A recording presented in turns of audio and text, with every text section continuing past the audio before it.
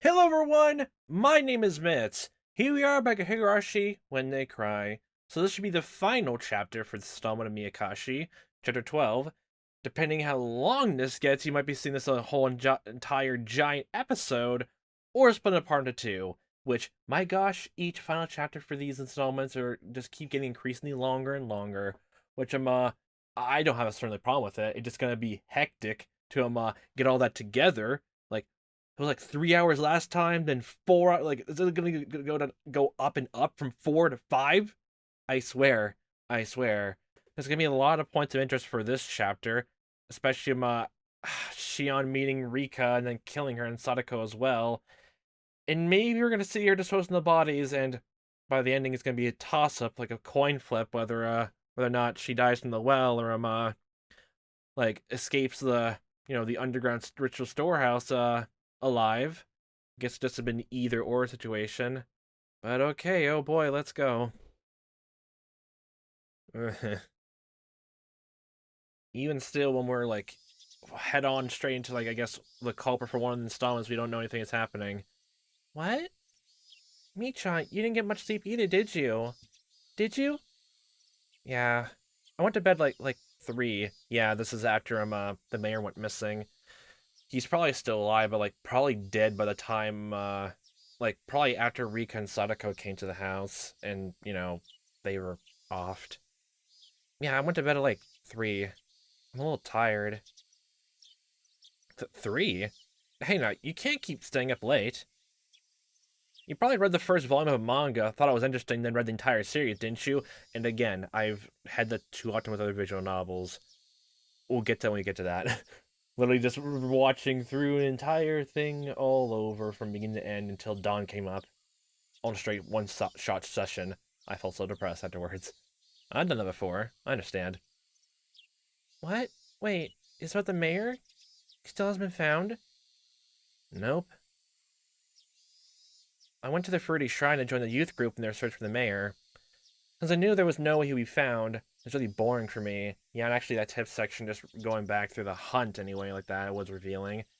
They looked harder for him, obviously because he's a more beloved member of the community, but would people like look more as well if another kid went missing? If it was not a Hojo, they quit on his investigation, looking around searching for him way much more easily. Ugh. Since I knew there was no way he'd be found, it was really boring for me. Well, just enduring sleepiness wasn't that bad. That'll give you enough of him intrigue to stay awake. That'll chase away the boredom. Just making sure you don't see the inside of your eyelids. Not even consider what Kimiyoshi had to go through since last night. He'd been hanging from the ceiling and couldn't even fall asleep or sit down, since he had to stay on tiptoes the whole time. Mm. Mm. I wonder if the autopsy actually would present, for his body actually shows that off or not. We never actually saw, heard their autopsies for, everyone else dead, so, it was a toss of what happened to them, technically. The teacher explained to us that the mayor had gone missing, and asked us if we knew anything. A couple people said some things, but they were irrelevant. To me, this issue meant nothing, but it was all my classmates were talking about. It's the latest issue in the whole entire town. I observed Keiichi Maebara. I had no idea if any type of danger was drawing closer to him. Maybe I'd call him again tonight, pretend to be Shion. I told him some outrageous stuff last night, so he panicked. I was sure he'd calm down after a day.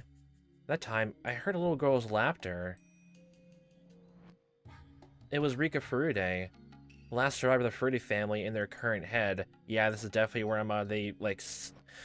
Keiichi never actually, said where Mion was, since they decided to stay away from her for a bit, because of probably the whole anger thing that Rika brought up. So while Keiichi was talking to Reina and Sadako, over lunch, Rika was gone, and he didn't mention anything about where quote-unquote Mion went either. Also just getting reminded I don't actually blame her for thinking it's also that Sonozaki had something to do with, I guess, the whole it's I don't think it's anything of it, but I can definitely see why it's also another thing to think about, that Sadako was also taken in by like, Rika at her storehouse, and technically speaking, also Kimiyoshi, which is another double whammy almost in a different way, honestly. Everything that happened, like, oh jeezums. It was Rika Furude, the last survivalist Furude family, and their current head. However, she wasn't really treated as one. Yeah, she just off doing children things, which she should, honestly. I mean, it's a whole Mion situation's completely different, of course, but like Rika's like way younger.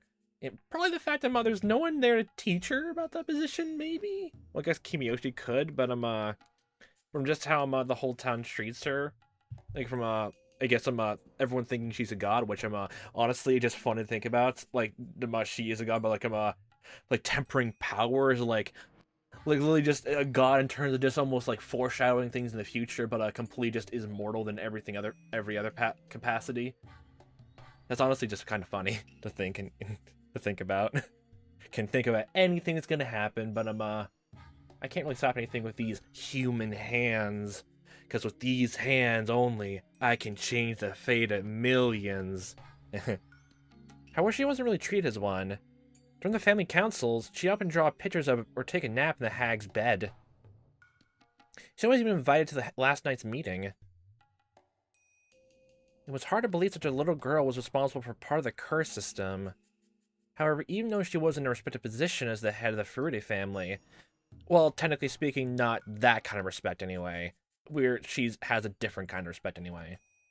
There were plenty of old people who worshipped her as reincarnation as Oyashiro-sama. Yeah, that kind of respect.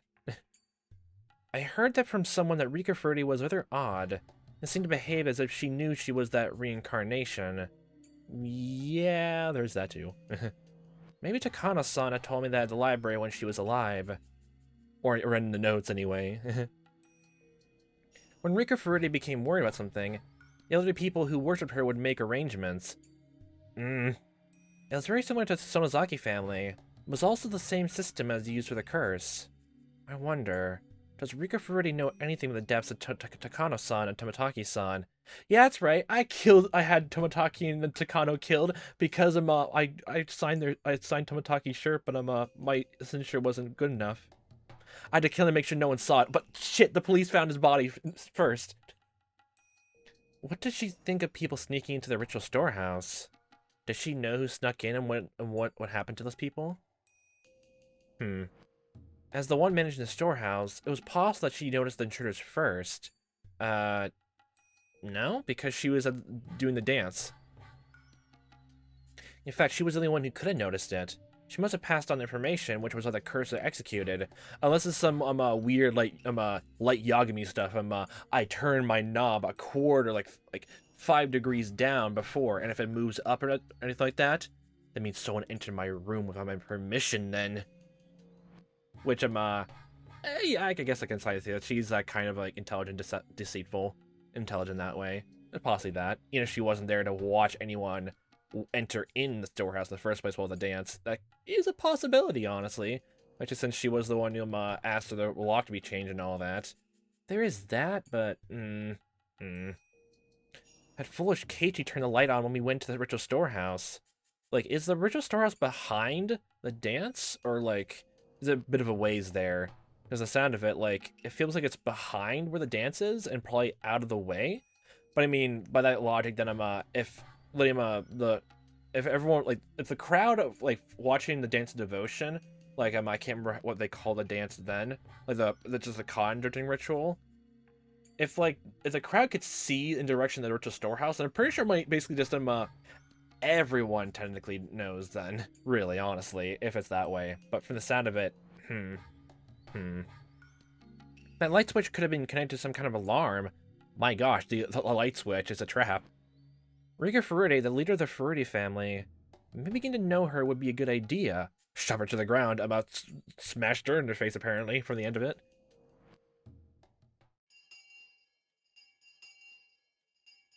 I mean, Keiichi found her standing after that, so, As the leader of the Furude family, how much do you know about the incident? I asked her rather directly. I was trying to tell if she understood I was asking her in place as Sonozaki family head, instead of as me on Sonozaki. Are you talking about Toмотaki and Takano? Rika answered. The news hadn't been made public, yet she knew about it. Although she looked immature, perhaps she truly was the head of the Furude family. That's the curse of Yoshiro-sama. I don't want to be a part of it. I already know that. But it's not over yet, is it? There should be still 2 more. Have you heard about what will happen to them? I try to be vague to see how Rika Furude would react. I've been thinking that she had nothing to do with the underside of the Hinamizawa, since she was always treated like a child. However, Rika had said things about the incident which normal people shouldn't know anything about. Especially them, like Keiichi indirectly asked about it, and literally Rika also just brought up their names complete wholesale, even though, everything related to the every year's one is confidential too, so. That proves she belonged to Underside's network. I don't think that matters anymore. She answered the question with Tomataki-san and Takano-san fairly quickly, but took a little longer to answer this time. Did she have to think about it? Shit, the look on her face never changes. It's impossible to figure out what she's thinking. What do you mean? How can they get away with what they've done? I think if they feel bad about what they've done, that should be fine. Response was unexpected, especially after seeing all the old people get so furious last night. The trespass in the ritual storehouse was blasphemy against Oyashiro-sama. The village elders had said those intruders deserved to die. The leader of the Furude family, who protected the sacred storehouse for ritual implements, said they felt remorse for it, then that was fine. If they feel gratitude towards it, then smite them. Smite them, Rika. I recalled how people thought of Rika Furude's father during the dam conflict. Yes. Her father was called an opportunist back then. He didn't agree with the Onikafuchi guardians, who had resisted violently during the conflict. Like father, like daughter. I aggressively grabbed Rika Furude by the collar. Tell me your secrets! Huh? What the heck are you talking about? You're pretty stupid, just like your predecessor, aren't you? The Furude family must understand better than anybody else how sacred the ritual storehouse is. How could the head of the family say such a thing? I laughed at myself.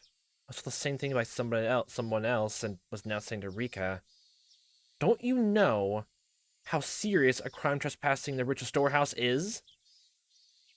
It's a very important place, Yoshiro-sama, so nobody can go in without permission. See, you know that. But those 4 people brought their filth in there. What bad kitty cats? Meow. Oh my god, the code cats! The codes now. That's right, bad cats. 2 cats have been caught and punished. There are 2 more. Meow. Meow. How do you think they should be punished? Tell me your opinion, as the head of the Furude family. Rika didn't really usually wear any expression whatsoever, making it impossible to tell what she was thinking. So I grabbed her by the collar and stared at her. I could tell somehow. Rika was a little disturbed. I sensed she was trying to think what I was thinking in return. I want to forgive those 2 kitty cats. Why should they get away with what they've done? Me, what are you trying to say? That's a good question. So let me explain. Those 2 must offer compensation for what they've done. They have to clear away their sins. Otherwise, Oyashiro-sama won't stop being angry. Every crime must be punished appropriately. Do you understand? Oyashiro-sama doesn't get angry even if someone enters the storehouse. Huh? What are you saying? The reason why nobody's allowed to see the ritual storehouse is because there are too many scary tools in there. No one should know about the past. No one should have access to those murder weapons and all that. Honestly. That makes sense, but why downgrade the security, honestly, just for all that, but just to get them a ritualistic hoe, then honestly that's it. I'm sure people would get scared if they saw them. There was a tip about them, if the tools were there, all out in the open, it'd be used for Reign of Terror instead of be used from I guess divinity anyway. It wouldn't then be used for religious implements then, because then people would see it more often, and it'll be handled by common folk apparently, instead of the quote unquote proper channels, the ones who have the spiritual power to hold them, like Arthur in the Sword in the Stone. That's why we don't let people in there. I'm sure those intruders were scared too. I'm sure they feel bad about what they've done. They're forgiven once they feel bad about what they've done. That's not for you to decide. That's what Oyashiro-sama decides. I'm the shrine maiden Oyashiro-sama, don't you know? Of course I do. You aren't telling me that Oyashiro-sama told you he's an angry, are you? Rika nodded yes without hesitation. Okay then, well, you're the god of Oyashiro-sama, the direct messenger to it, so I believe without hesitation. Yeah. I can't believe the lie she's coming up with. Honestly, I can't think of a time she has not directly lied. So it's like kind of part of me that wants to feel inclined to believe that a tiny bit, actually. I can't think of any time she literally lied. Well, of course, outside of like club games, which it's a given. Like everyone, like that's literally the rules stated up front for that anyway. But outside of that, I don't think she's mentioned any kind of lie at all. And even though in every installment, like she's technically the one person who's technically a victim, like the same way I already mentioned that Sadako and Rika from the very first installment. Like I just theorize they're just victims in all this and not all perpetrators. I mean, if they were, it'd be like probably just indirect or we're going back to supernatural possession theories. I'll never go back. I'll never stop. I'll never stop. I'm not surprised. I'm shocked. Huh?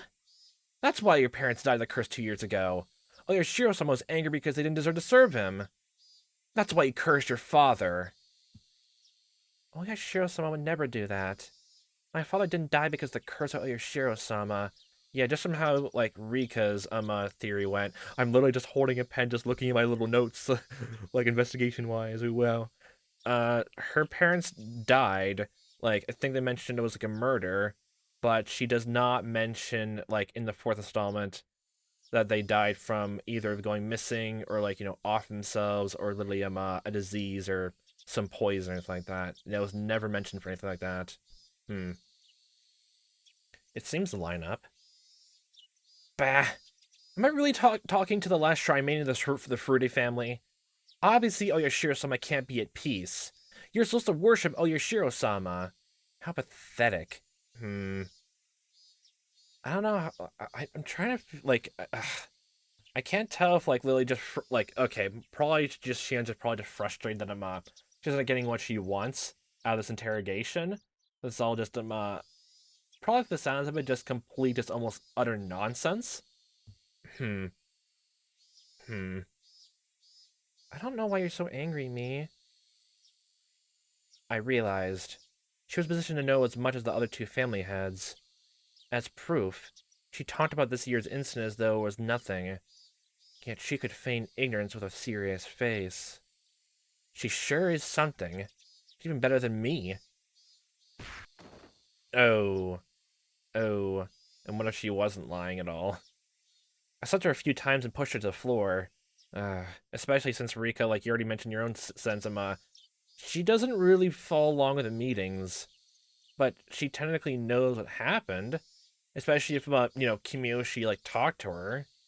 Like, about Tomootaki and Takano being missing, and, like, word's been around, like, the elders and all that. It makes sense, honestly. It makes a lot of sense. Especially since someone called Mion and, Oreo, telling them about that. Or at least they found out and had a conversation before the phone call.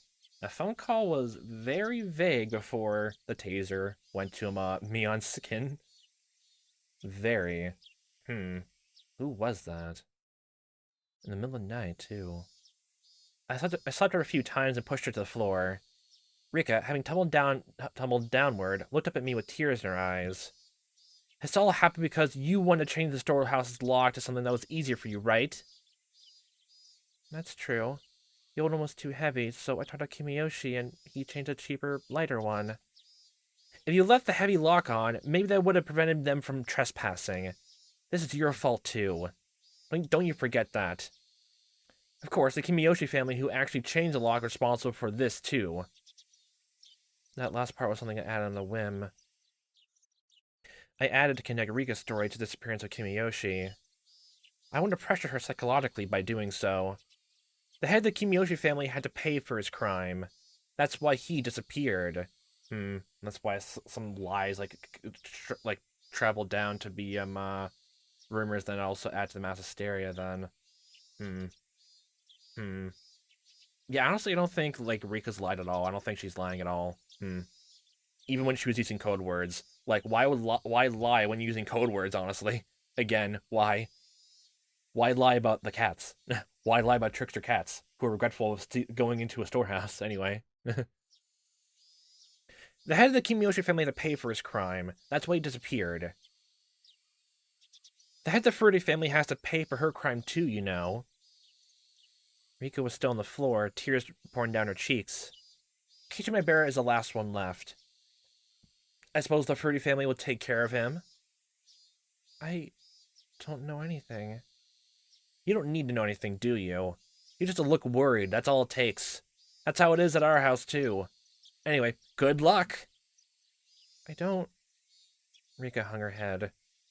She seemed to want to say something, but she was afraid that it might be rough with her again.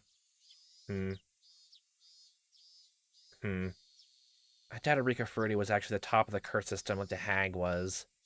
However, as one of the three family heads, she was a lot closer to the underside of Hinamizawa than I was. By now, the underside was well aware of Keiichi Maebara. I told the elderly leaders of the village yesterday in the meeting that Keiichi Maebara was the last one remaining. I just told the head of the Furuta family the same thing.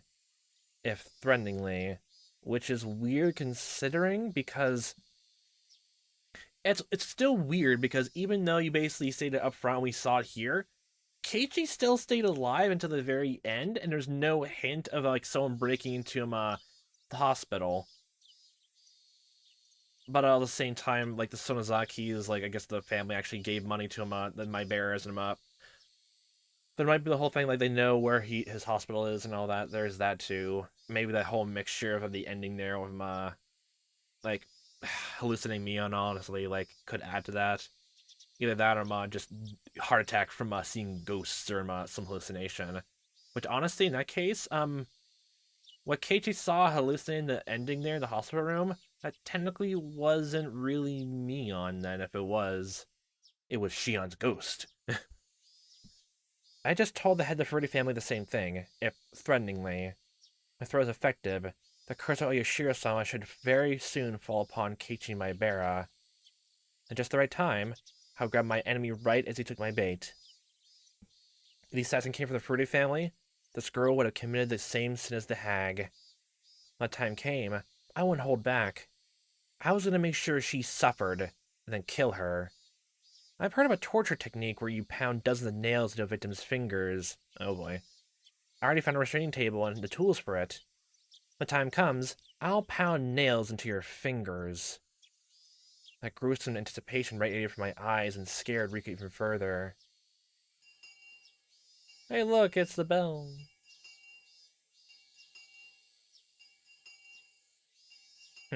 Okay, so she didn't hear anything about she didn't hear about Keiichi's conversation, then she just left. Okay, gotcha. I wonder how Kimiyoshi is doing. Hey, Gramps, how's it doing down here?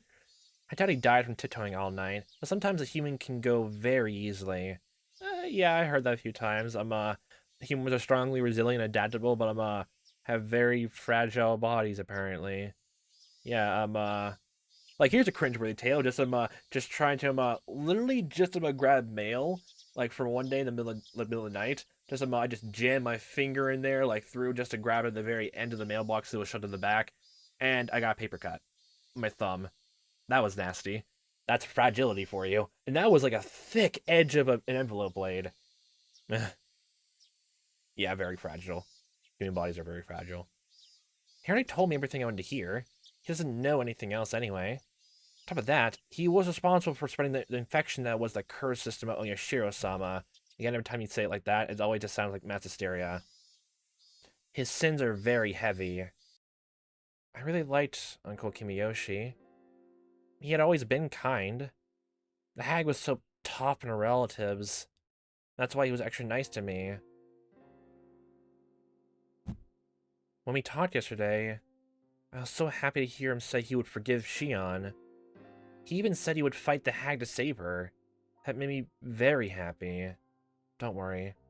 If Shion-chan feels bad about what she has done, she won't be demoned away. Leave it to me. I felt such warmth inside of me. I almost shivered. I was so happy, yet so very sad. For he continued to say that Satoshi-kun deserved to die.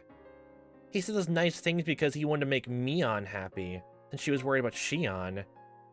Satoshi-kun deserved to die because he was a member of the cursed Hojo family, but Shion and the Sonozaki family did not. I can't tell if from the sound of, like, if Mion and Kimiyoshi talked a bit more and, like, they shared their sentiments of how Hojo family is or not. Whether, like... because, like, Mion was, like, friends with Satoshi, and I guess by the end of the day, even though no one figured it out, besides Shion, and technically at the same time, Mion had the same exact kind of crush on Satoshi as well, although also a smaller one. Or maybe the exact same anyway, but, like, we just only get to see Shion's side of it anyway. That's what he meant. In other words, to the leaders of the village, including Kimiyoshi, members of the Hojo family are more contemptible than insects. Yay. They didn't care if they lived or died. Their sin was not only that they despised the Hojo family so, but also that they let the hatred infect the rest of the village. Therefore, everyone in the village deserves to be the victim of the curse of Oyoshiro-sama. We're slowly going down the whole thing in genocide now, aren't we? Kimiyoshi and the others create an environment that excuse murder in that name.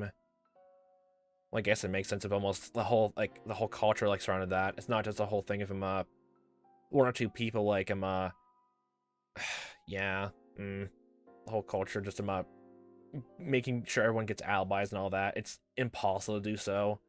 You even grew up in it, it's like, you figure all that out, too. Saw it firsthand. Oh, boy. If that was so... if Takano-san, Tomitaki-san hadn't committed, like, a serious crime of trespass in the ritual storehouse... What? Oh. Oh my god, that's what he looks like? Oh, good god. Then Sadako Hojo, the last daughter of the Hojo family, and Teppei Hojo, who's been hiding in Okinomiya, might have been the victims. Huh. Sadako Hojo. She was always around Satoshi-kun. She expected Satoshi-kun to help her every time she cried. She was one of the people who cornered him. If Sadako wasn't that much of a burden, Satoshi-kun wouldn't have killed his aunt. Ugh. Somebody told Satoshi-kun to commit that murder. And to hide the evidence of his connection to the mastermind, Satoshi-kun was demoned away. That's what Oishi thought. If Satoshi-kun hadn't killed his aunt, maybe he wouldn't have had chosen as last year's victim. Because the commands were vague, after all, the curse of Oyoshiro-sama fell upon the Hojo family as a whole. It didn't matter which member of the family died. His aunt had a terrible reputation in the neighborhood. She didn't communicate with her neighbors. She was only throwing fits, and there was nothing nice about her in any way. Even if Satoshi-kun didn't kill her, the curse would have fallen upon her sooner or later. Yeah, like, only the aunt has been put as the victim for this year. Their aunt was the first victim. There need to be another Hojo to calm the curse. Does there have to be, honestly? I mean, if that's the same vein, like, the first murder is completely different than to that as well. If everyone is supposed to be related to each other, the person who went missing, the person who died then. I mean, like, didn't, like, even Keiichi went missing. Well, technically, don't know if, like, those will extend as well to, him being, like, demoned away or, like, being another victim of the curse for each year. Each installment he died. Because the first murder is, like, obviously, workers killing, their construction site, like, manager. And I don't think besides that kind of relationship, they had any kind of blood relationship like that. If there's only just that kind of relational ties you're talking about. Since Tomitaki and Takano, I guess, were in the sound of it, were dating, so there's that kind of relationship tie. In that way, I guess. According to rumor, their uncle was living somewhere in Okinomiya with his lover. However, Okinomiya was a little different from Hinamizawa. The Sonozaki family was powerful there as well, of course, but it would have been more difficult in Okinomiya to demon someone away. So naturally, Satoshi-kun and Sadako, who were still in Hinamizawa, became the targets. Which one should be cursed? That was simple. Sadako, of course. She was snobby and lacking in manners. I think you're just projecting now. Everyone in the village liked Satoshi-kun, even if he was the son of the Hojo couple who betrayed the village during the dam conflict. For Sadako, he didn't deserve to die. Therefore, the actual victims of last year's curse should have been his aunt in Sadako. Almost similar kind of reason that Keiichi thought up in the third installment as well. Satoshi-kun was suddenly all alone. His mean aunt and mean uncle were gone. His sister, who's a burden to him all his life, was gone too. Satoshi-kun was such a nice person. He'd be sad, although he realized he was finally free. Why wouldn't the uncle be targeted as well then, honestly, if they're worse people than Sadako, though? Is it just because, like, he's just not in the town? Oh, he's not in the town as often, that's why. But time would heal him. Might even help. He didn't have to live in his house in Hinamizawa. There are plenty of empty rooms in the apartment block where I lived. I could find him a part-time job, too. He didn't need to go to school in Hinamizawa. He could go to school with me in Okinamiya instead. He wouldn't know his way around, or really anything but the school there. So I'd be with Satoshi-kun all the time. I show him a shortcut to school, we go shopping, and I teach him many different things. An unbelievably happy ending then, huh? Satoshi-kun had been suffering so much. I had been pushed away all my life. But we would finally be happy. I enjoyed these sweet delusions. I didn't have any time to waste. I was sure there were plenty of old people who had been trying to get hold of Oreo all morning, who were going to try to catch me after I got home from school. Yeah, and this is the whole Oreo went missing rumor goes around, and goes to police then. Ooh. Actually, the phone had been ringing constantly while I enjoyed my happy thoughts. When I answered the phone, I casually listened and replied. As I planned, Keiichi Maebara is now known as the next curse victim within the underside of Hinamizawa. I also tried to let them know that the disappearance of the village chief had something to do with the fact that he changed the lock of the ritual storehouse's door, and then that's where that rumor goes around, and the police hear about it. All the authorities in the underside came to realize the seriousness of trespassing the storehouse. After all, one of the heads of the three families got punished. One of the phone calls was from Oishi. He also heard about Kimiyoshi's disappearance. He knew it had something to do with the change in the lock. I'm impressed. He has some pretty good sources. But all he can do is catch whatever information he can get. There's no way for him to find out where it's coming from. Like putting a bait out for a fishing line as well as then too. Man, I'm getting reminded of like this. Oh, I need to remember like the this analogy that I was putting the Hannibal TV show, but I'm hunting and fishing, like the difference between that. Like instead of like us waiting and just both of them involve patience, but one involves putting bait out to lead someone in closer than snatching away. While hunting is literally just lying in wait out of sight and then sniping from afar before they even realize you're there. There's those two different ways to look at it. I called Keiichi Maebara again later tonight. Some of the more aggressive villagers may have already started to take action around him. Sure, by now, Keiichi's feeling the danger that's coming toward him. I have to be careful he doesn't get killed easily. If I can catch the enemy before they bit Keiichi, I can use him again as bait. Keiichi Maebara? I haven't known him for that long. He's funny, if not intelligent. He'll never replace Satoshi-kun. But I do think he's fun to be around. There's just one thing I don't like about him. Was that whole thing about a bit more childish. He rubs my head far too often. Okay. So, like, now there's, like, this whole, like... I like how they're now putting a lot of different things. Only now the answer arcs are putting a lot of emphasis on stuff that we wouldn't know about. Of, like, some characters, like, I guess, like, you know, rub others, like, heads, like, all that, whether it's pity and all that. They're doing that now. They're trying to muddle the very first installment's mystery at the very beginning. I won't fall for it. I won't fall for it. He rubs my head far too often. His hand is as warm as Satoshi-kun's hand, which is why I can't stand it. That's about it. Well, then just ask him not to, rub your head then, apparently. That's it. Don't... Make sure he doesn't pat your head then. That's simple as is. Keiichi Maebara isn't Satoshi-kun's enemy. I don't hate him. He's fun to be around. I won't shed a tear for him if he became a victim of the curse. I won't prevent Keiichi Maebara from being killed. I won't kill myself either. I made arrangements for the curse to fall upon him, but I never told anyone to kill him. Well, I suppose I did tell Rika Ferretti to take care of Keiichi Maebara. Wait a minute. To avenge Satoshi-kun. I'm doing exactly the same thing as the hag did. Yay, revenge cycles. I'm using the same exact system that killed Satoshi-kun. Keiichi Maebara. I'm just using him. I told people to let the curse fall upon Keiichi, but I've been giving him appropriate warnings. I'm gonna help him if he tries to live. If I catch all my enemies, maybe I'll let him loose. He's different from Satoshi-kun. Satoshi-kun was tricked into killing his aunt. He was killed himself afterwards so there wouldn't be any evidence remaining. I won't kill Keiichi Maebara. That's how I'm different from the hag. Well, there's that plan in action anyway.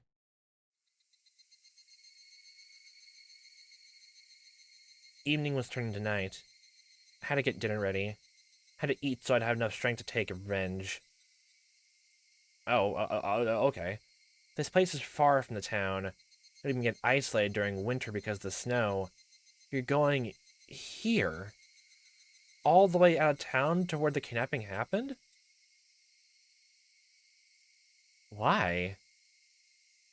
It's not unusual for a household like this to have 2 or 3 refrigerators. There are plenty of groceries left in them. I was glad I didn't have to go grocery shopping. I can hear the chorus of the Higurashi outside. People often say that the sound of the Higurashi brings back memories. But for me, it's the exact opposite. I've only ever heard the sound of the Higurashi in Hinamizawa.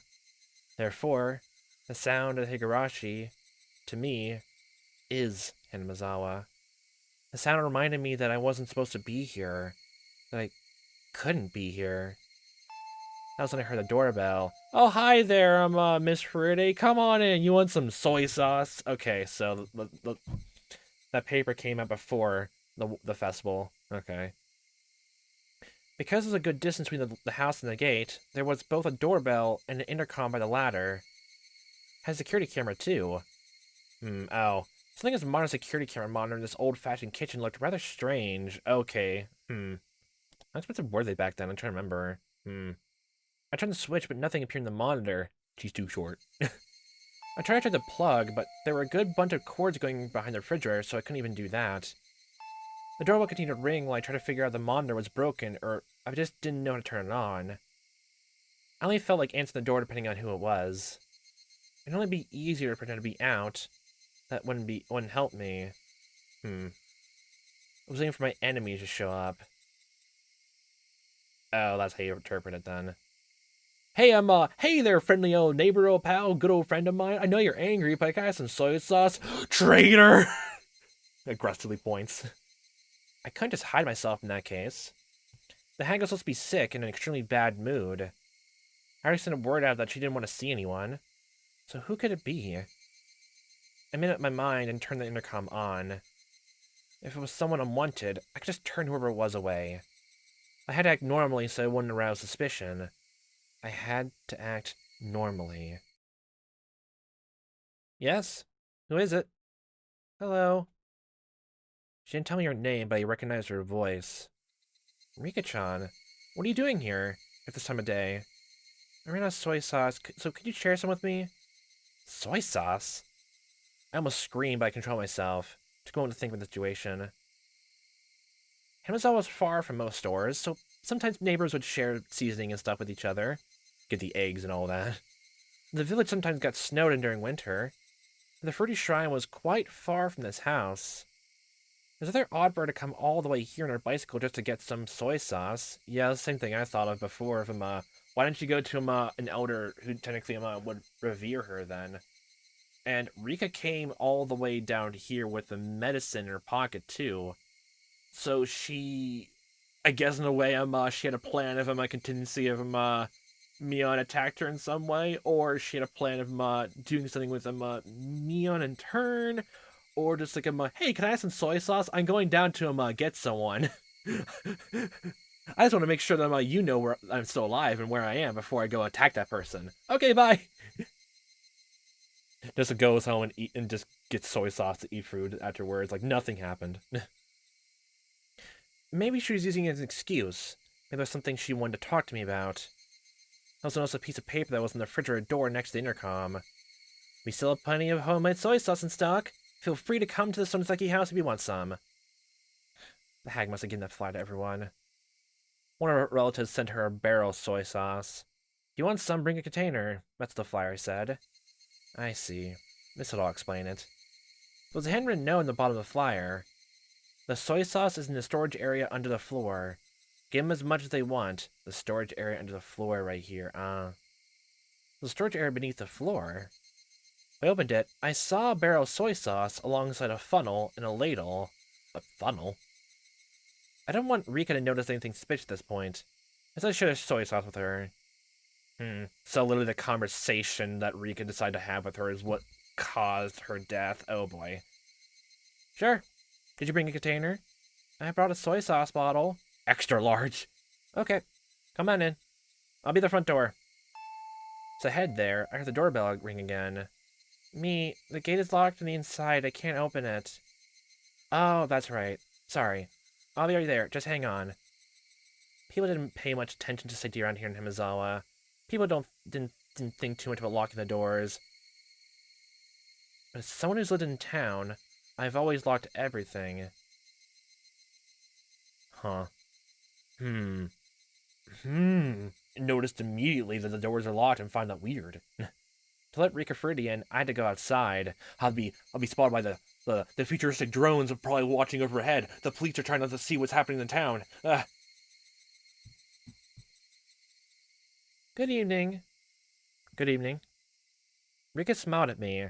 She's holding a huge soy sauce bottle. I felt like I never yelled at her, got violent with her, or made her cry at all today. Or perhaps she came to curry favor, thinking that she angered me. I invited Rika to the front door. I told her to wait for a moment, and try to take the bottle. But Rika took her shoes off and walked to the house with the bottle in her hands. Don't worry, I'll get it for you. Why don't you wait there? I'm pretty good at pouring soy sauce to a funnel, you know. Oh, that's what the funnel's for, honestly. I was like wondering, why do you need a funnel if it's already in the barrel? She looked at me as if begging. I want to do something for myself around here. I guess she wanted to pour the soy sauce into the bottle herself. I want to ensure the soy sauce quality, okay? I didn't want her to come into the house. I suppose I didn't want her to wait there alone, either. She came to the kitchen with me. I could keep my eyes on her, actually. And so I brought Rika to the kitchen. Down this hallway. We walked down the hallway. I only heard my footsteps. I stopped suddenly and turned around to make sure that Rika was following me. Rika bumped into me. Meep. Oh, sorry. Made sure he was right behind me and started to walk again. Invisible footsteps, you say? Invisible footsteps. Tap, tap, tap. Tip, tip, tip. Tippity tap. Tap, tap. Tip, tip. Rika must have been having fun matching her footsteps to mine. What the fuck? Ah! Even when I quickly sped up, her footsteps matched perfectly. Tap, tap, tap, tap. Tip, tip, tip, tip. Tap, tap, tap. Oh, that's how the conversation went. Oh. I stopped suddenly. Tip, tip, tip. Tip. Rika stopped suddenly too, taking an extra step. But there were, she had mentioned there was a presence, around, and even when she was in her apartment complex, and it makes no sense why Rika would be there, so...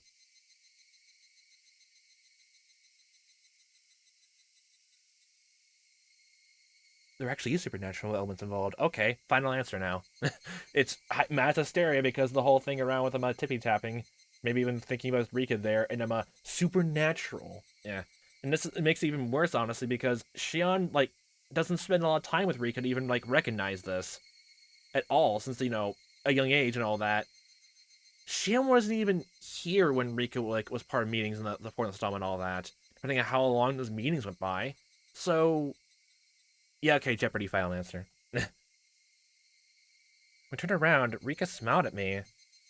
Her footsteps matched perfectly, and when I stopped suddenly, I heard her extra step. I'd experienced such footsteps before, it's making me feel uncomfortable. But now, although her footsteps sounded the same as the other ones I'd experienced, I saw her when I turned around. That was the difference between them. I left the storage door open, so we could see the soy sauce barrel. The memo said that she can take as much as she wants, but I wasn't sure there was enough left. Just might get the hose and the funnel down there. Pick up the barrel and just, like, you know, pour it straight into the thing. It actually falls on Rika's head and she goes unconscious. I crouched down and tried to open the lid of the soy sauce barrel. Even when I crouched down, I could hear Rika's extra step. Good, there's plenty left. Take as much as you want. When I turned around, Rika was very close to me. But, huh? Who is this? Yeah, it's someone else. It's something different.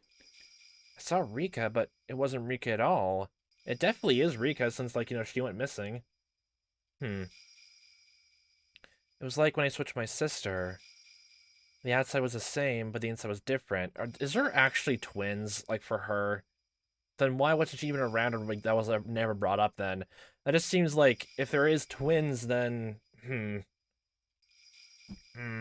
Oh god, the secret twin situation. Oh god, mystery unfair. That's coming to my mind now. God damn it. The outside was the same, the inside was different. Did Rika have a twin sister? I was confused for a moment. All of a sudden, Rika sprayed something from the small bottle into my eyes. Oh. Huh? I felt terrible pain in my eyes, and suddenly tears poured out, my nose started to run. Yeah, no, this actually makes sense why Rika died here then, oh god. Then when Satoshi, when Sadako, both of them, the fact that they were living together, so there might be a small conspiracy there, and also just her personal hate of Sadako. Oh, that makes almost more sense. Oh god. Like, just spray bottle like a cat. You've been bad, kitty. Spray. Hiss. I couldn't stop sneezing either. As someone around covered my face, I didn't realize I was attacked. I shut my eyes tightly for a moment, then opened them again. Rika said, grabbed my hair to drag me down to the floor. Rika saw me open my eye. She sprayed at me again. Oh. I shut my eyes to avoid the spray, but my nose still breathed in the substance. I avoided the pain in my eyes, but the tears, the runny nose, and the sneezing continued. Shit. My brain isn't working quickly enough. However, when I finally understood that I'd been attacked by Rika Furude, my brain started to grind in motion. She knocked me on my back and got on top of me. I tried to escape from her by rolling onto the kitchen floor. As I rolled, I hit an oven, a huge jar, and it destroyed a pile of something on the floor as I fought back. Rika didn't let go of me. She stayed on top, restrained me. Do you still have the taser on you? She's sitting on my stomach. I felt intense pain and pressure. She sure could fight well. I still couldn't see anything. Oh, she's gonna pull out the syringe on her now? Okay. Rika had the upper hand. My eyes were shut and I was in real danger. I tried to blink. I saw Rika's expression. I didn't know Rika Furude all that well. I only knew her from the few times we met when I went to school as Mion, and from the things I heard from other people. So I knew there was no way Rika Furude would ever do something like this. It's just impossible. Impossible, impossible! No, I can't fill my head with that word. I have to calm down and figure out what to do next. Shit, I'm too much of a mess to even think. Like, you're still, continue rolling until I'm, like, literally just like a ragdoll. Bowl time. Then taser. I tried to peek at her face again. She still had the spray bottle in one hand. I didn't expect this thing in the other hand. How could I mistake it for anything else? It was definitely a syringe. Yeah, okay, so you left it on her person in the well. Ooh. When Rika realized I regained my eyesight, she pointed the spray bottle right at me and let loose with it. I shut my eyes tightly and tried to ignore the pain. That was when, even though I was blinded, Rika made a miscalculation. She sprayed at me from such a close distance that she inhaled the substance as well. I had Rika sneeze and realized that was my chance. If I couldn't see, I knew she was right there. I hit Rika's face a few times. When I felt Rika's weight shifted, I escaped. Oh my god, yeah. Oh boy. Oh, that's it's literally mace. That's literally mace. I then got my stun gun ready.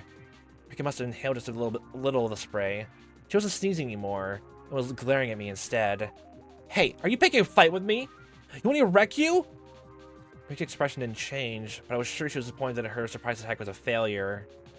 Rika flinched just a little, but she was still holding the spray bottle and aiming it at my eyes. She was trying to use the spray first and give me the shot. I know it wasn't that syringe, it was a clear liquid. Had to be something bad. She wanted to take my eyesight and get on top of me and give me the shot. If what wasn't the syringe took a while to take effect, I might have a chance to fight back and seriously injure Rika. Rika's surprise attack told me that just being injected was more than enough. In other words, whatever the effect, it was have to work immediately. Did you actually feel the syringe actually in your, like, puncture your skin? Therefore, I wouldn't be able to fight back against her. It probably either knock me out or kill me. In any case, what I had was equally deadly. I wonder if he put the syringe, back into her system then as revenge, I guess. My stun gun was very powerful. Just one shot would be all it took. What happened before was proof of its power. Rika knew my stun gun was a lot more powerful than her spray. She was being extremely cautious. Hey, what do you think you're doing in my house, huh? If you aren't moving, then I'll come to you. I threw a pile of newspapers at her. The pile wasn't tied together, so the newspapers flew all over Rika. Surprise attack. Pocket sand. I jumped at her immediately after. I shot my stun gun into her and pulled the trigger. Rika spasmed and fell to the floor. You fool. Hesitating to fight where a single blow wins? Only amateurs just glare at each other. You don't have a single clue about how advantageous the first strike is when a single blow can decide everything. The spray bottle rolled in the ground, but she still had the syringe. I was thinking she would still be conscious. Rika was down, but I couldn't let my guard down either. I kicked inside and clambered on top of her. I took the syringe. I held Rika's arm down and gave her the shot. My actions could hardly be called gentle. I injected her violently. I injected everything that was in the syringe. Oh, it wasn't even the syringe anymore, it was broken. Oh. Rika began to convulse. I stood back and watched her for what happened to her body. Of course, I still had my guard up. I assumed that the drug would incapacitate her immediately. I didn't know what exactly kind of reaction she would have. Is it like if it's like making her spasm now, then it's not an anesthetic or... Oh god, I forgot. Can you actually overdose on an anesthetic? I actually think you can, thinking about it, since when I had to get my wisdom teeth out, they had to get an anesthesiologist to make sure they had to mix a right certain cocktail for that, just to make sure I didn't feel anything for it. And man, those are scary. Just counting down from 10, before I even reached 6 or 7, 2 hours had passed. Look at you! Did you really think you could defeat me? Think again! A few more convulsions, Rika unsteadily got to her feet. Okay, so it wasn't an anesthetic, or at least the sound of it. It's ridiculous. How can she even stand? To my stun gun. Damn it. The power was on the lowest setting. Maybe I had readjusted when we were rolling around the floor. I changed the setting to maximum now. Rika turned pale and started sweating all over. To know its exact effects, but if Rika had given me the shot, I'd be the one experiencing her symptoms. She looked really sick, so obviously she must have been feeling awful too. Did we actually even hear what happened, like, what happened to Rika, like, in the second sum at all? I don't think so, no. She couldn't even focus. She was very wobbly and had her hand in the wall. She lost her balance and must have been hard for her to even stand. She didn't look so brave anymore. Rika wobbled some more and moaned as if she were about to throw up.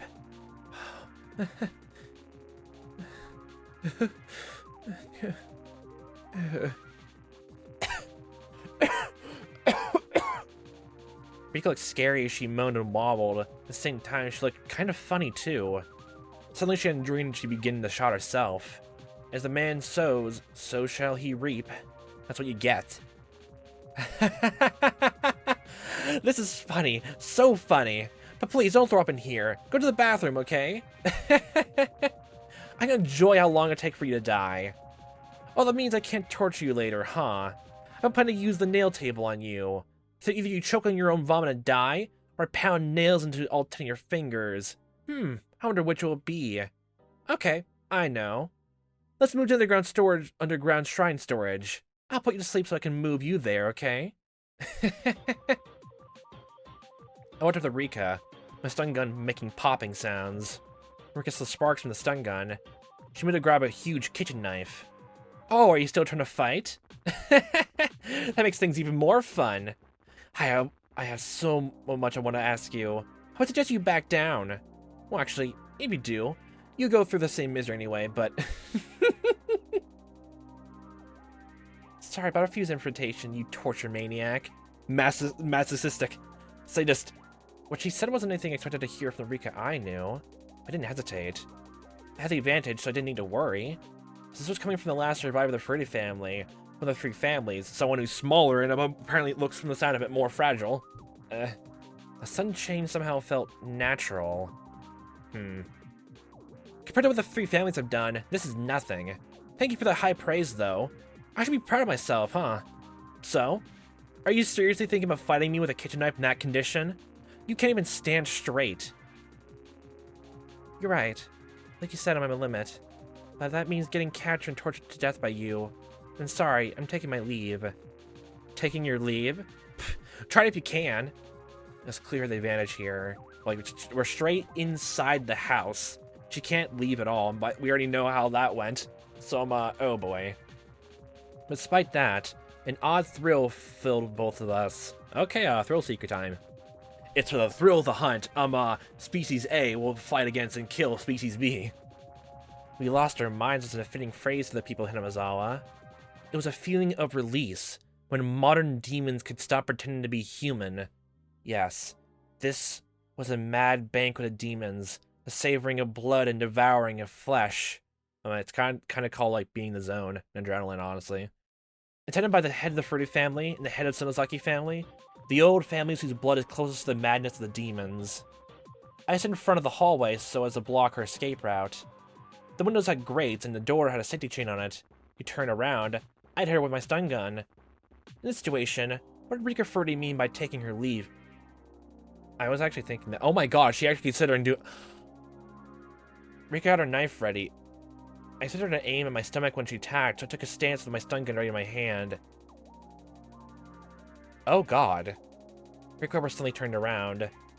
I carefully watched to see what her next move would be. Rika put the handle of the knife to the wall and held it in place. Oh, good god! What's she doing? Goodbye, torture maniac. I won't give you the satisfaction of killing me. Rika reared her head back and slammed her throat against the knife in the wall. Her blood splattered all over. Oh god, it's static too in the back. Rika bent backwards repeatedly and let the knife slash their throat. Again and again. Her neck and chest were dyed red. I always thought blood was darker. Her blood wasn't dark. It was so bright. It must have been confused, but it looked pretty. Doing this several times, Rika turned around. Her eyes were wide open. She didn't look like she was from this world. Her face looked like something both living and dead, both real and artificial. It was scary, eerie, above all else, pale. Although her face looked unearthly, it was a very appropriate face for a demon. I didn't have a mirror, so I couldn't tell, but I was sure it looked exactly like her. I mean, you're still technically dead before this, after the festival day happened. Rika continued to violently slash her own throat. It reminded me of someone trying to break a huge piece of ice with an ice pick. That's exactly what Rika looked like. The white chips of ice coolly flying through the air. What I saw before me was a beautiful sight. Every time Rika struck her throat, tiny drops of red blood splattered the boring white world around her. It was like a dance. A dedication dance with the final head of the Furry family. The demon's last dance of dedication to Oyashiro-sama. Upon seeing that literally blood-curdling dance, I let out a fierce roar. I had no reason to do so. I was howling like an animal. We were like animals trying to kill each other, both getting covered in blood. And, inevitably, as one convulsed in the pool of that blood, the other threw back its head and howled. My body shivered with joy I felt inside of me. This was death. The most final judgments. was right before me. The demons howled, screamed, and roared. The roars faded.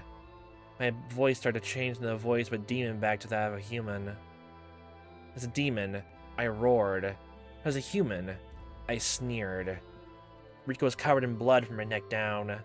Her blood was pouring out, making a little noise. Oh boy, the whole entire shirt is just covered red. I've actually seen, oh god, like a lot of blood be taken out, and I even saw, like, Liam, how blood, like, looks when it dries out. It's dark red, and it clots. And it's not even like a dried liquid, or just like a dried, like, paint stain. If you have a whole bunch of it together, like, smeared over, like, clots, it's almost like, looks like rubber from the surface of it. Like, oh, good god. Rika was still staring into my eyes. I stared back at her. I wasn't sure they were still eyes, though. They were no longer human eyes, but the eyes of the dead. Rika. No. Rika's corpse vomited blood from her mouth and nose and smiled. Then she dropped the knife. She stuck her hands out and turned her palms outward. Her wiggling fingers reminded me of an insect's legs. Those fingers reached for her own throat. I'd never seen anything like it. Never seen anybody do this before. Wow. Because Rika was scratching her own throat. She was ripping her own throat apart. Maybe that wasn't a good description. So, literally based on everything that happened, madness and all that, they decided just dying like that is way better than whatever fate they had. That's literally what it all is. Lines up with the first one. The first installment with Keiichi and all that too. She's trying to rip the inside of her throat through the opening she made with a knife. Her fingers found the biggest tear. Rika smiled. At least that's what I would have called it if she were still alive. She ripped open the tear in one tug. Upon hearing my scream, Rika died and fell on her face into the pool of blood. That was it. She didn't get up again to show me her throat. I stepped back from her body and bumped into the wall in the hallway. Rah! I roared again in admiration of the ritual dance and dedication of the head of the Furude family. Yep, everyone's just going insane now. Joy ran through my body, and my blood rushed through my veins. I won! I won! I defeated her! Ah! I then realized I disposed the heads of the three families, the core of the curse of Oyashiro-sama. Everything was finally exposed. No, because even if you quote-unquote even focus on people like who were behind what you think is like behind whatever is happening in this entire town, you don't know what happened. Even if you're right or wrong, you don't know. The curse of Oyashiro-sama and its masterminds were all exposed. I would almost say, quite literally. Only in this case, though. I disposed the leaders of the three families who all killed Satoshi-kun. The head of the Sonozaki family died of a heart attack. She was at the bottom of the well, along with a wheelchair. I apprehended the head of the Kimiyoshi family. He continued to tiptoe until he died. The head of the Furude family died, in a way that was perfect for the final head of the three families at Onigafuchi. I did it. I accomplished my mission. I defeated all the masterminds who killed Satoshi-kun with the curse. Every single one. Satoshi-kun, you were powerless. You didn't have the means to fight back. Those evil people simply sneered while they let you die after marking you as a member of the cursed Hojo family. I will never, ever forgive them. They believed you deserved to die because you were one of the Hojos. As long as it was done by the curse of Oyashiro-sama, they didn't care how you were killed. I will never forgive those people for creating this world. What could I have done to save you, Satoshi-kun? I couldn't save you. Shion Sonozaki herself couldn't do anything else at the time. If I was Mion, not Shion now. If I was Mion that day, her, I could have saved you. Mion could have saved you. That's right. I remember now. Shion. She said she wanted to eat red snapper sashimi that day. I was supposed to eat that. But Shion pouted and cried. That was why I let her switch Just for that night. Okay, oh boy, that's where that's all going. Okay, you completely snapped. I did to make her happy, like a big sister would. She was never treated well, so I felt bad. That was it. I was being a good sister. That was it. That was it. When morning came, the world had been turned upside down. It remained so until today. We weren't twins anymore. The one with the demon was Mion. The one without the demon was Shion. What was that supposed to mean? Wait, Mom, listen. I'm Mion, not her. You can tell us apart, right, Mom? Look, can you tell I'm Mion? Come on, everyone, tell me that I'm Mion.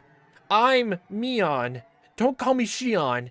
I'm Mion. I am. Then I realized, you knew, didn't you? That the relatives weren't gathering for a simple party that night. You knew? No, I didn't. I really didn't know. Huh? How could you say that? You were so persistent that day. My god, that's where this whole Mion-Shion switch comes from, and oh my god. Makes so much more sense now. So much more sense. Everything with the syringe and everything like that. Holy shit. That just means, like, after everything that happened, that Katie saw something even worse when running, and did Tomataki and Katie somehow find a way to impale their throat, but then and then clawed it out just to die quicker? Then that means for some reason then the culprits who cornered them technically took the murder weapon with them for some reason and left them to die like that. Why take the murder weapon with them? Why do that? And it's like, if that's what technically happened with Rika here, and they can't distinguish a knife was even plunged in her stomach to her throat, then that just means there's something missing then. There's something gone then. Huh? How can you say that? You were so persistent that day. You said you'd never eaten red snapper before, so you really want to try it. You never gave up asking me. I really didn't know. I didn't know. If I had known, I wouldn't have said that. Oh, sure. You were always jealous of me. Always looking at me with those foxy eyes. What the fuck? That was why I switched with you every once in a while. But you weren't satisfied with just that. You became even more jealous. And that night, you knew what was going on and took Mion from me. You took Mion from me. Give Mion back. I'm the one who's Mion. I'm Mion Sonozaki, not you. You were Shion this whole time. Don't call yourself Mion, you imposter. I kicked the bars the cell repeatedly while I roared. When I roared, the metallic noise of the bars sounded like the cry of a little puppy. I've been convinced by something so stupid. The tattoo of the demon was just a way of telling us apart. Even without that tattoo, I am Mion. That's right. I am Mion Sonozaki. Yeah, like, that's the same way of him, That's why Reina was so convinced by the end, honestly, because you actually did believe you were Mion by the end. It's technically not lying! Finger gun, it's not lying! I gathered my hair and put in a ponytail with a yellow band that Mion used all the time. Like, just another thing I just thought of. Did y'all just have each other's, like, signature, like, clothes and style you just have at your houses? Apparently? Since I didn't feel my hair on my neck, I felt I could think more clearly now. Oh, I get that sensation. I get that. Two Mions looked at each other through the iron bars. According to sibling rules, that was never to happen. Yes, there was only one Mion and one Shion. There could never be two of either at the same time. Shion, let your hair down. I am Mion, and Mion is here. Is here! You were never Mion, so don't pretend to be me ever again, do you hear? I said, do you hear? If you do, answer me. Answer me, Shion! I took myself back on this day. Shion admitted finally that she was Shion. Oh, how wonderful it is to be Mion. I feel great. I can think clearly now, because they're all Mion is capable of anything. Unlike you, Shion. How dare you pretend to be Mion? Do you have any idea? Huh, Shion? Yes, sis. Shion called me sis. And so that means I was Mion. Ah. The demon had been sleeping deep inside of me was finally allowed to wake up. The demon roared, and my whole body shivered to express its joy. Shion, You committed a great sin. You were Mion until now. You were in a powerful position as Mion of Sonozaki family. He didn't even try to rescue Satoshi-kun. You had millions of chances to save him, but he chose not to do anything. I won't forgive you. I'll never forgive you. I could have saved Satoshi-kun. You took him from me and you killed him. I'll never forgive you for that. She was shaking beside the bars. I will kill you. I will kill you in the best possible way. Starting today, I'm gonna think of the best, most gruesome way to kill you. Shion, you better spend every minute fearing what's coming to you. I won't just kill you. I'll make sure your death is long and miserable. After you're dead, I'll throw you down there into the well. You better apologize to Satoshi-kun when you get there. This is what you get for pretending to be me for all this time. Do you hear me? That's your sin.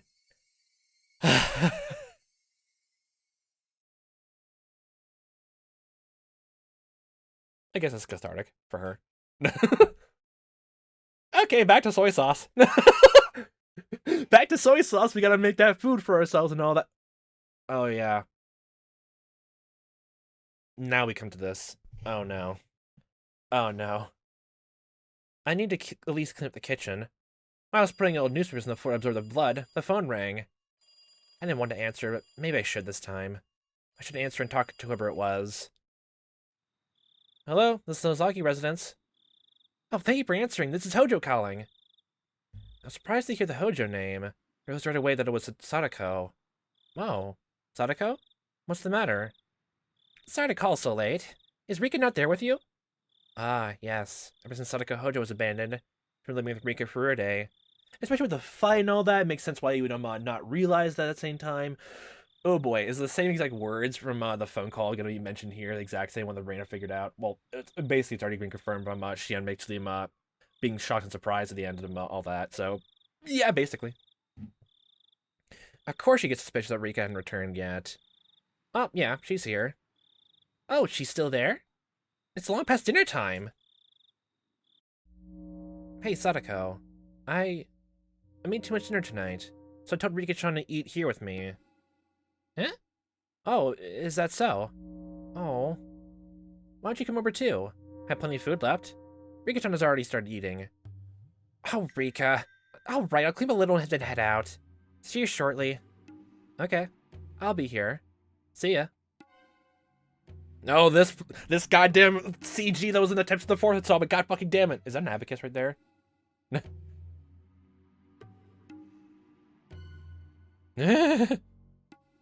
Well, there goes that. Okay, completely snapped on the other end. There was already tinges of madness all throughout, but now she's completely went over. There's that too now. The syringe makes a lot more sense now. Didn't think we'd get that answer kind of quickly, but we don't technically know what the syringe is, but even if that really, like, it really just feels like it's all entirely just it's like just a suicide method, apparently. Keiichi, I've been calling your name for a while. You have a phone call. It's from Sonozaki-san. Sonozaki-san? Which one? The older sister or the younger one? I don't know. Ask her yourself. Hello? Mion? Or is it Shion? Oh, and this is the where he figured, like, oh, she told him I figured it out, like, all that. It's me, Shion. Good evening. Shion, sorry about last night. I got all riled up. Yeah, you screamed at me, how dare you?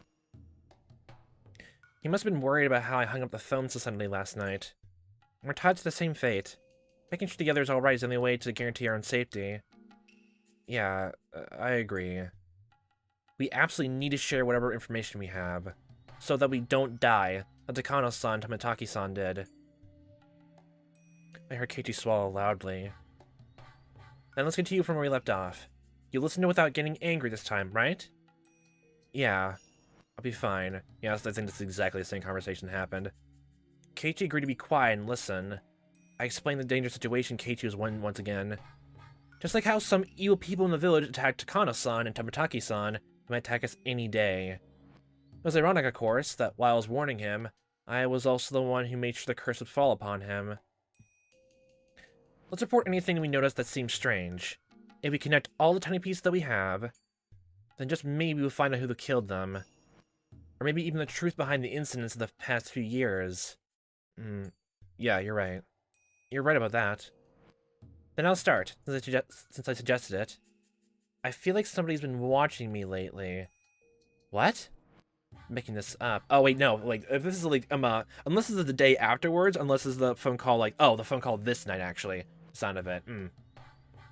Just the fact Keiichi was nervous here, it made him immediately think, it was all about, he was like to say, Mion, and, it's you, isn't it, Mion? Isn't that right, Leon? I was making this up.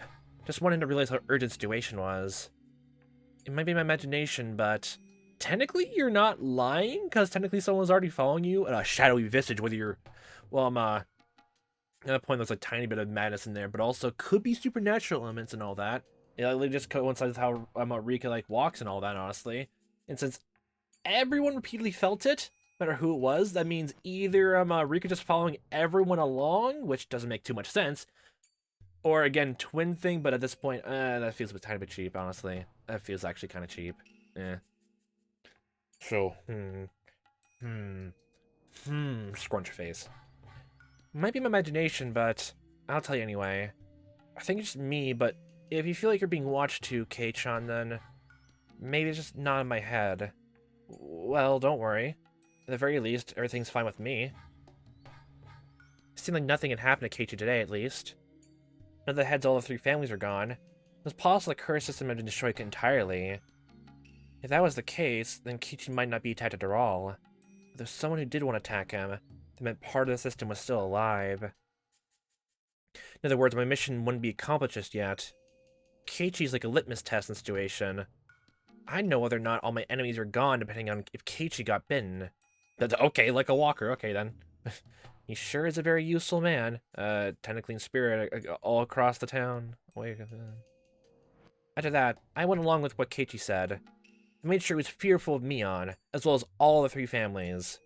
I explained to him the possibility that the whole village was involved, and that the curse of Yoshirasuma might be some sort of system. The number Shion wouldn't know too much of the disappearance of the mayor, so I continued. I just heard this myself.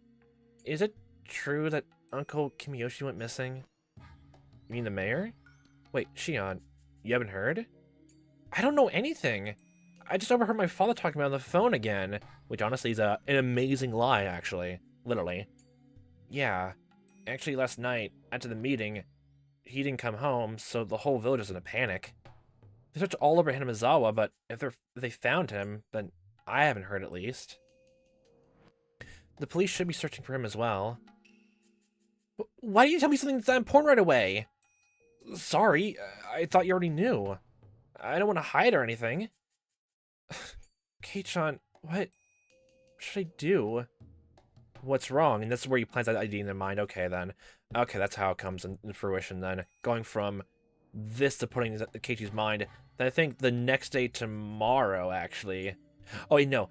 Tonight is when you make that whole ladder conversation. The next night is when I think Keiichi basically figures it out completely. Like Rain investigates the house.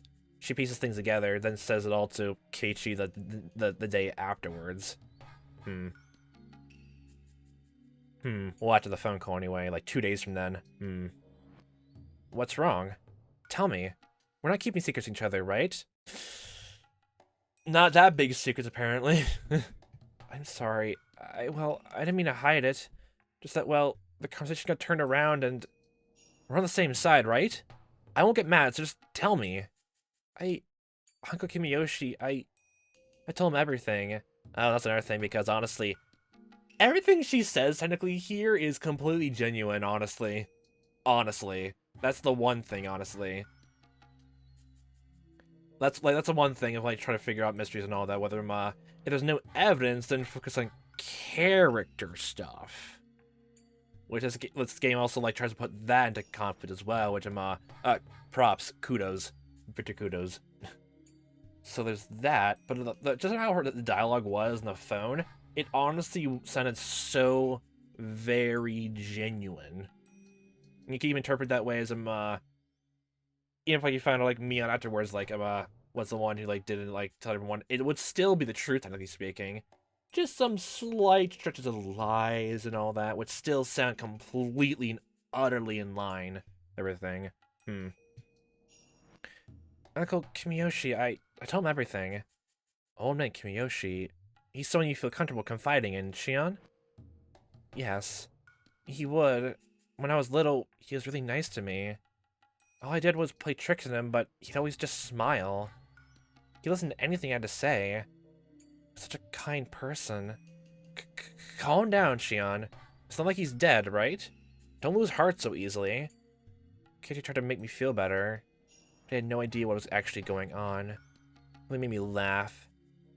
That night, I told the mayor that we snuck into the ritual storehouse. Also that someone saw us and was out to get us. Does the mayor know how absurdly Takano-san Tomataki-san died? Oh, wrong button. Sorry. Yes. I think it's the exact same conversation at the end. Yes, he knew about it. I told him that they died by Oishiro-sama's curse, and that should be made a sacrifice to calm his anger. I just said it straight out to him. Right. What then? Uncle Kimiyoshi didn't get angry. He smiled, told me that if I was remorseful about it, there was no way I'd be demoned away. Which honestly still is the truth. Exact same words and all that. Completely genuine speech. God damn it. He was really smiling. Told me to leave it to him. I actually got a little sad while saying that. Uncle Kimiyoshi had been so reliable. I was so happy when he said that he'd protect Shion. I truly was happy. If only I hadn't said anything to insult Satoshi-kun. It's my fault. Because I confessed everything. Stop it, Shion. It's not your fault. No, it is my fault. I told him our secret. Uncle Kimiyoshi found out about everything. So, he had to have been killed. It was right to confess to him after all. He disappeared the same night, and he told me everything was going to be alright. It's a strange feeling. I wasn't upset at all. I wasn't pretending to be upset and utter words of prayer for Kimiyoshi's safety. I started to feel that emotion growing inside of me. I was only pretending to be distressed to fool Keiichi. The emotion I feigned began to well up inside me. I feel like I was being consumed by that emotion. That's called acting for you, baby. That gets past people's bullshit detectors. So the words coming from my mouth weren't words I intentionally said. They're words that consuming emotion forced me to say. It's like someone else inside of me was doing the talking instead. Just watching that someone talk from a short distance away. Yeah, acting. I should have never told him. All of this should have been my fault. Only the four of us. Actually thinking about it, like I guess maybe that's what the story's also like equating to. Even there's no supernatural elements at all.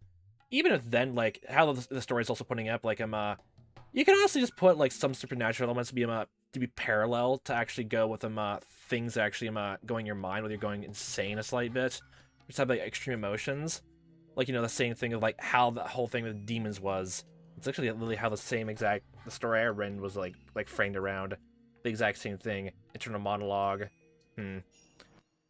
Yeah. Basically the whole thing of like your inner demon is basically letting out all your emotions out. You keep bottled up, basically. That's what it is.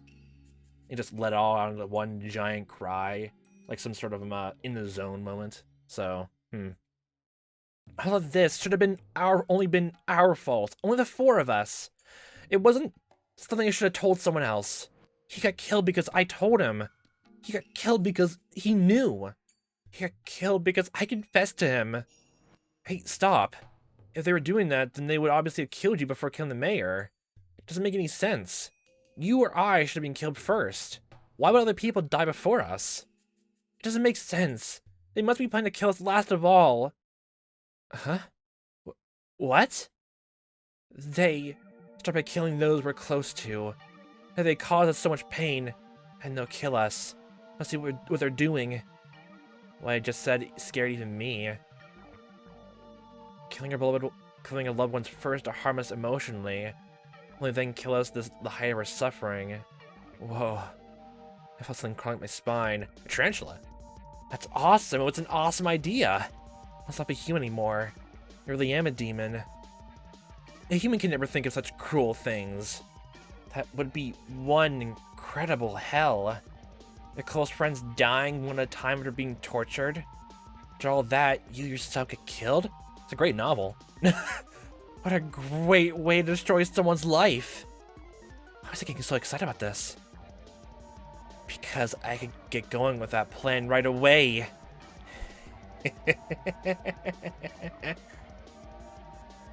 Rika-chan! It's Rika-chan! What? What did you say just now? Well, the truth is, I told her about it. I told Rika-chan today. Rika-chan, wait, you mean Rika-chama? The one from the Fruity Shrine? Yes, that Rika-chan! I felt so scared and uneasy then, that I did it. I told Rika-chan. When you did, what'd you say? What'd she say? The cat is worrying too much. I'll just think about it for sure. That's what Rika-chan said. I'm sorry, Shion. I'm worried about Rika-chan. Right, if you're that concerned, then don't worry about me. Please, go find out whether she's safe. Yeah, I'll do that. I'll call you again tomorrow at the same time. When I do, you'll know I'm still alright. I got it. I'll be waiting. Okay, bye. Hung up. Sorry, I'm hanging up now. He hung up roughly.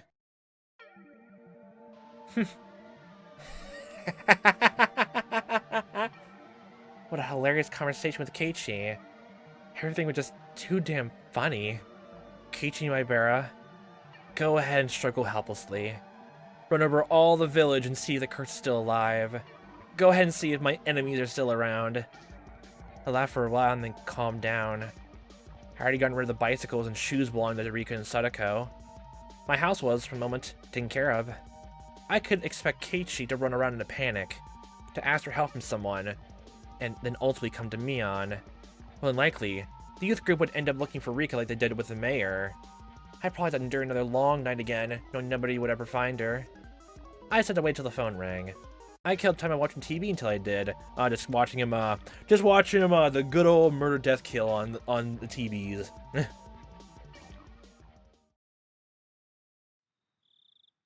And it starts. Keiichi-chan, are you serious? I'm gonna get really mad if this is a joke. I just called Keiichi for suspecting that Rika disappeared. I still pretend to be someone else. Are you Mion technically anymore? Are you Shion? Who cares anymore? Are you a secret third triplet? I won't say anything more. Mi-chan, if it really is a joke, don't get mad. Smile. It would be a joke after all. You need to go make sure whether it's a joke or not. You're right. Sorry for getting upset. Reina rebuked me. While she looked upset, I felt like she could be very terrifying to her skin. I had no basis for that impression, but I still felt that way. I just didn't like her. I disliked her ever since that rainy day at their bus stop. Wasn't that we didn't get along, though. How should I put it? I was at a loss for how to explain. That was it. I found a good example. When I was little, I always wanted to play tennis. God damn it. God damn fucking bring up tennis.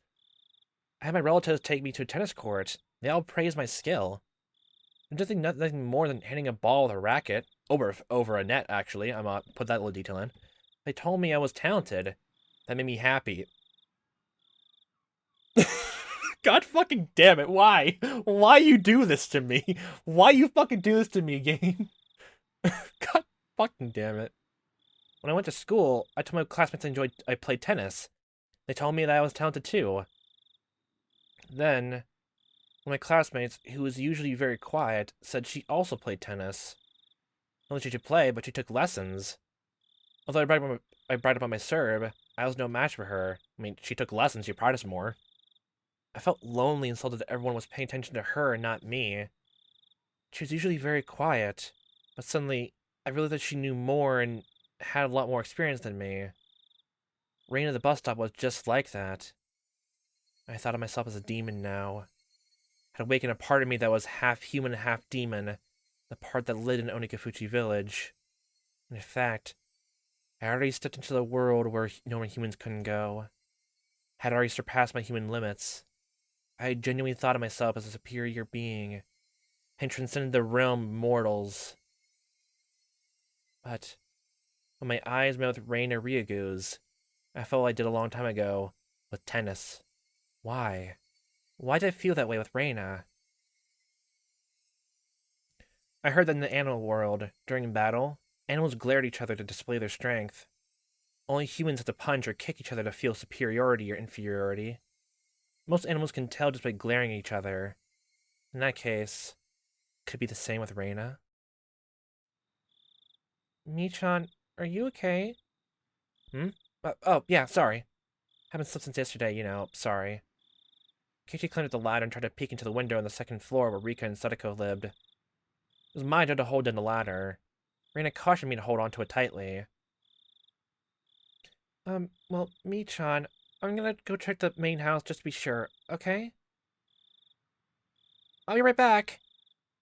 Okay. Be careful. Reina ran after that. When I looked up, I saw Keiichi trying to open a window, but all of them were locked. What did Reina mean by main house? He asked me from the top of the ladder. It's the Fruity family's actual house. After our parents passed away, I think it's been left like that. Right. Rika-chan's parents, they passed away, huh? Sadako-chan's also an orphan.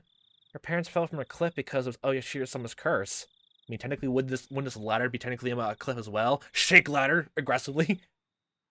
Then our older brother, Satoshi-kun, he disappeared. Satoshi, I've heard that name before. You heard a name before? I felt anger growing up inside of me. Don't you know whose desk you're using every day? You act as if it belongs to you. You drop food on it while eating lunch. You drool on it while taking a nap. Do you know who it really belongs to?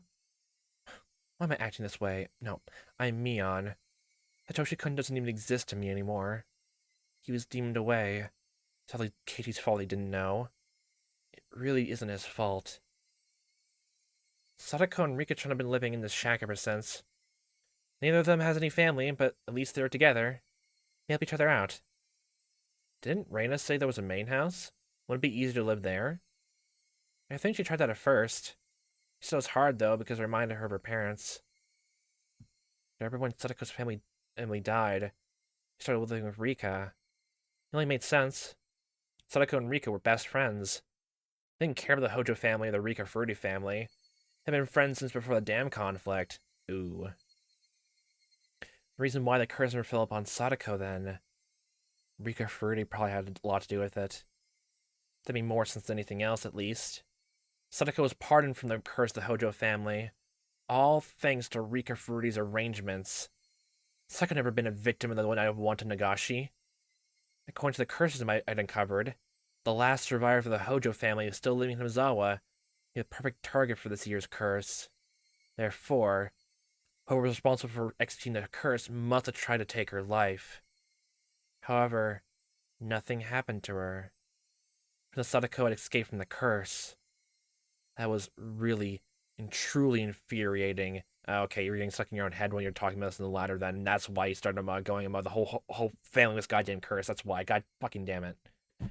She might have been the head of the Fruity family, but I still couldn't accept that such a little girl had enough power to protect her best friend. Mion. No, actually, Shion. Shion must have actually had the same power then.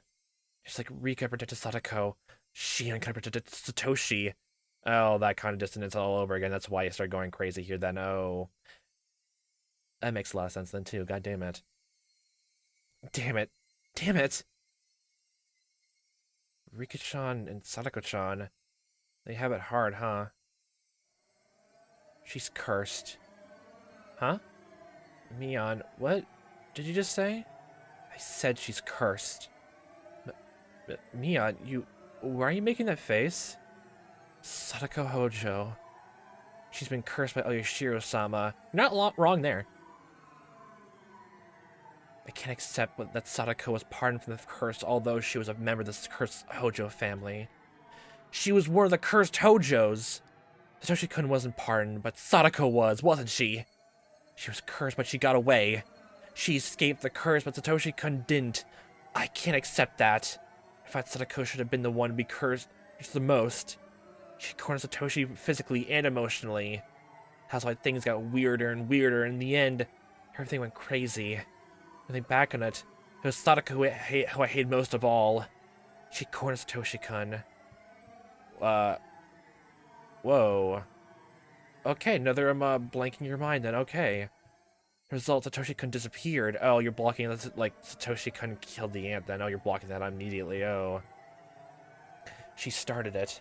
She caused it. If only she hadn't been there. Oh boy, you feel like you're one step ahead, like, one step behind of, like, saying, you wish that she never was born, basically. God. Just as Rika Furude and Sadako had lived happily, maybe there had been a happy future for me too. Maybe Satoshi-kun and I could have started our lives together in Okinomiya. Yes. If I look at both the beginning and the end, it's so obvious. Sadako's existence caused everything.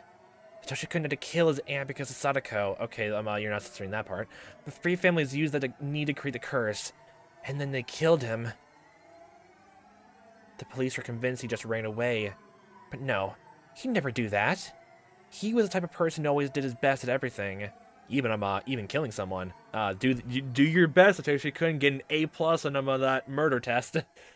All by himself. He was doing the very best he could for his only sister. He was forced to vanish. He worked so hard for Sadako. And though he's living just for her, he was erased. Poor Satoshi-kun. He was so underappreciated. That girl knew no gratitude. She was cursed. If you got near her, you'd meet the same fate. You'd be cursed to die or disappear. I can see why you even think that as well. Such what happened to Keiichi then in the third installment too. Oh boy, actually. That really was it. She was the main cause behind it all. She wormed her way into Rika Furude's good graces. That's why the curse fell upon Satoshi-kun. She should have died first. Satoshi-kun would still be alive. If he was alive, I could have done something for him. I can't forgive her. I can't forgive Sadako. I can't forgive that girl. There can be no peace with her. There will be no peace with her around. She was the perfect target for the curse of 1983. The curse of Oyashiro-sama. Rika Furude, reincarnation of Oyashiro-sama. Rika was dead now. Reincarnation of Oyashiro-sama had died. There's no more God in Hinamizawa to deliver the curse. I'm the one who has to deliver it now.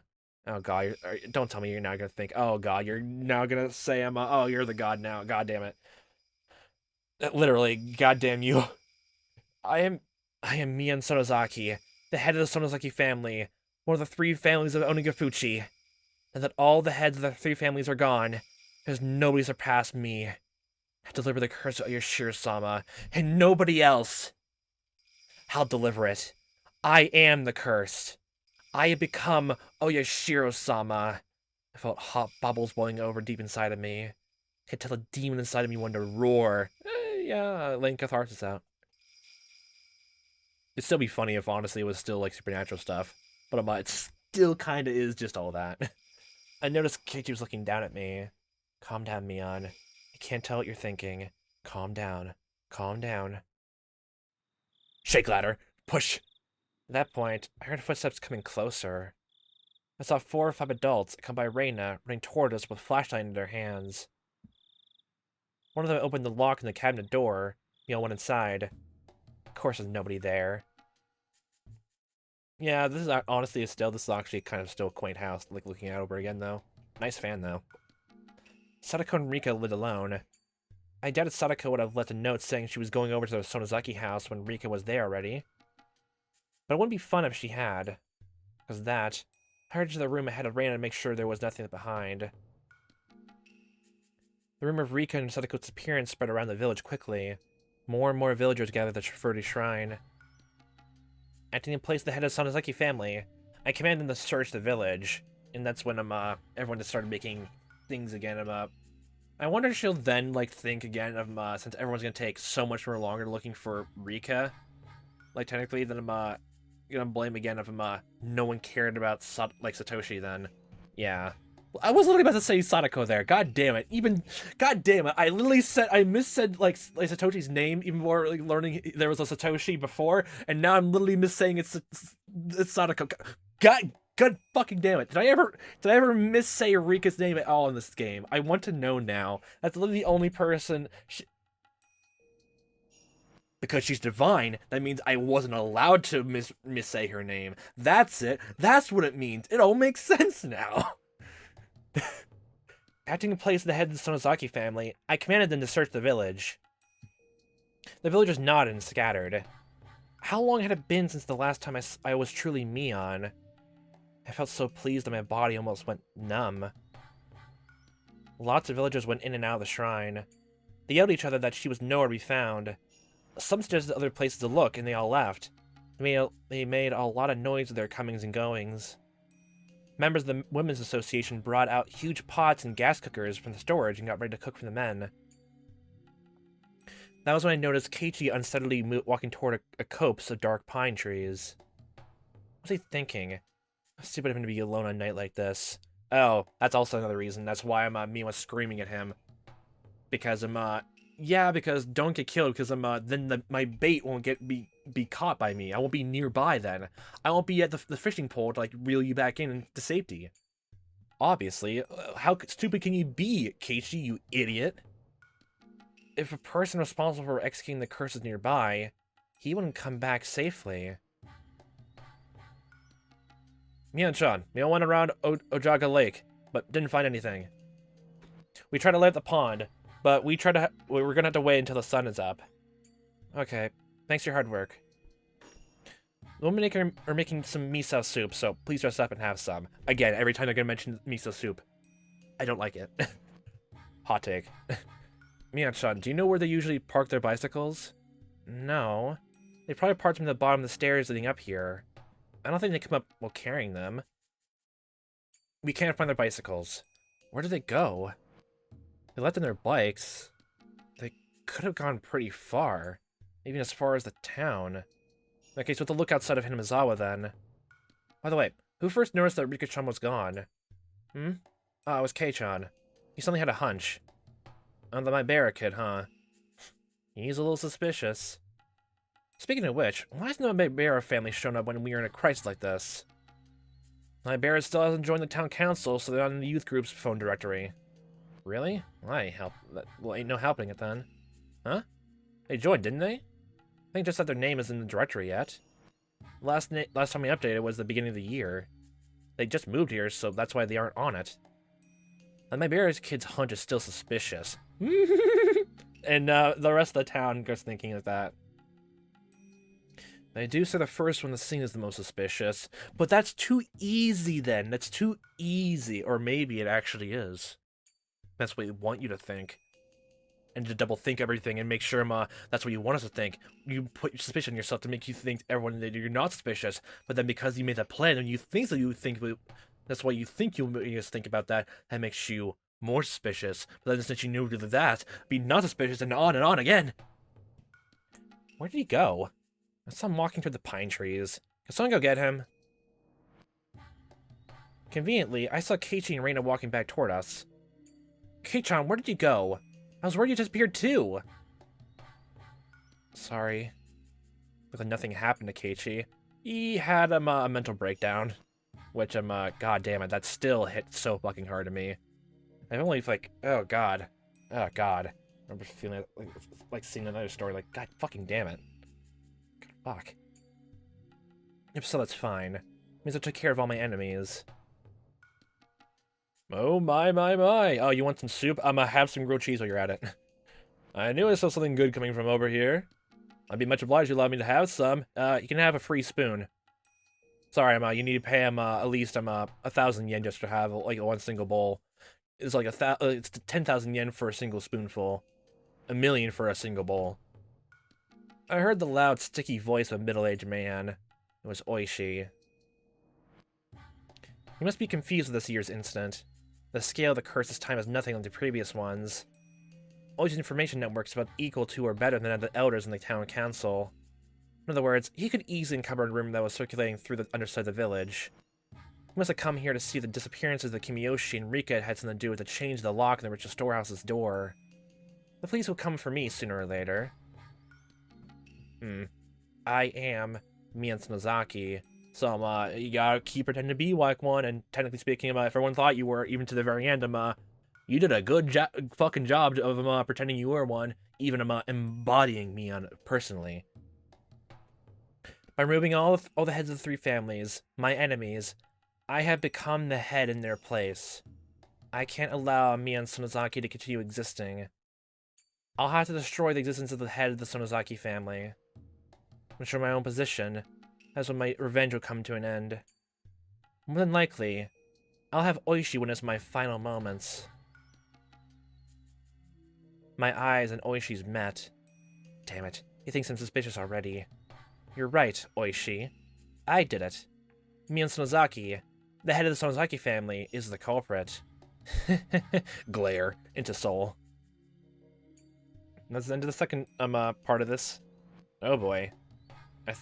And that's well, there's still the day, the night of that, where it gets all revealed, and then I guess the thing afterwards. Oh my god, that's gonna be so long. Oh, that's literally. Whoa, it's actually chapter 11. Or wait, did I get that wrong? Path to hell, continue down the road into darkness. Holy shit, did I actually count? Like, hold on, I want to know. Did I count all of this wrong? That's into chapter 11. No, we're in chapter 12. Oh my gosh. We're into the 13 now! Oh my gosh, it's longer than the third installment. The quote-unquote shortest situation. Oh my good golly gee gosh, we're actually even more farther in. Okay, then. I probably should have realized that because I read through all the tips. I didn't get an achievement for reading all the tips, actually. And you never get more tips in the final chapter. Never. So I'm curious now. Okay, so wasn't that 2 or... I can't remember if that was 2 or 3 by the end. Yeah, no, we already read this. It's the last 2. Okay. So it's these. 195 and 196. Rika Furide. She was the head of the Furide family, but she never even appeared at the most important meetings. Even if she did show up, nobody asked her for her opinion, so it never really mattered if she was there or not. A legend of the Furide family says that if their firstborn child is a girl for 8 generations in a row, the 8th girl will be the reincarnation of Oyashiro-sama. According to Takano-san's research, Rika Furide is very likely to be the one. Surely, she must be an important icon in the cult of Oyashiro-sama. The true believers are devoted to her. It was quite surprising to me that Rika Furide herself was the assassin. It's unbelievable. Just too abnormal. Usually, a VIP like her wouldn't be the one to assassinate someone. Well, if you think about it, I don't think she's the assassin, but it would kind of make a tiny bit of sense to have a little kid be the one to surround, attack a guy, because they let their guard down, then mace, then syringe, and then stab. That's the quickest and easiest way to do so. It's possible that it was a Rika Furide lookalike. The way she moved. She seemed experienced in fighting. It's not normal that a small girl like her would jump me without faltering. I just got lucky because I had a stun gun. Without it, I don't know what would happen. I mean, if you didn't have the stun gun, you wouldn't be in the situation to begin with, so... She was far more skilled than she looked. Was she trained as an assassin? Or was it a body double? Are you serious? Like... Are you... Oh, god damn it. Everything's a mystery, including that creepy syringe. What's going on? Can't understand. She was like an apparition or something. Did Oryo Tsunozaki know of her existence? What is hiding in the underside of this village? The underside might run deeper than I thought. It's the black market of information rings. At this point, I believe that I can complete my revenge by destroying the curse system entirely here. That means I have to eliminate all the heads of the 3 families, the successor of Shion, and the assassins who are after Keiichi. Although Keiichi is completely unguarded, he hasn't been attacked so far. Even though I told everybody that he was one of the trespassers. In fact, it's me who's being attacked. Rika Furide attacked me. According to my theory, Keiichi should make for some very attractive bait. Attractive? What? But nobody has done anything to harm him. Since Rika Fruity attacked me, it might be that opposing the Fruity family is a greater taboo than trespassing the ritual storehouse. Rika Fruity had said that intrusion wasn't a big deal. To her anyway, but to the rest of the whole entire group, the council, it's a very big fucking deal. She sounded like she was gonna let Keiichi walk. And accused her of that. Quote-unquote, Rika Fruity attacked me that very night. Are there two different factions? Does one handle trespass in the ritual storehouse, while the other protects the religious doctrines of the Fruity family? No, it doesn't make any sense. Tomotaki-san's death must have been caused by the Fruity family's injections. Rika showed me the effect of it herself, clawing her own throat and dying like that. Makes sense a bit. But Tomotaki-san shouldn't have been subjected to the curse, at least according to the system of the Fruity family. I don't understand why Keiichi hasn't been attacked. Say something exempting him from the curse, unlike Takano-san? Being close with him Rika might be, but at the same time, then what exactly fucking happened to Satoshi then, honestly? Just in the sound of it. You can also, like, say that for something similar of, like, well, besides Hojo's parents, honestly, almost everyone can kind of fit that, along with, like, well, exception with Hojo's parents, and, Tomotaki then, actually, from the sound of it. Because Takano might have gone closer to Rika, and, like, Rika might have, like, hated her. We're gonna go the whole thing of Rika is the god, and all that, or, like, someone who's strong and all that. There is that.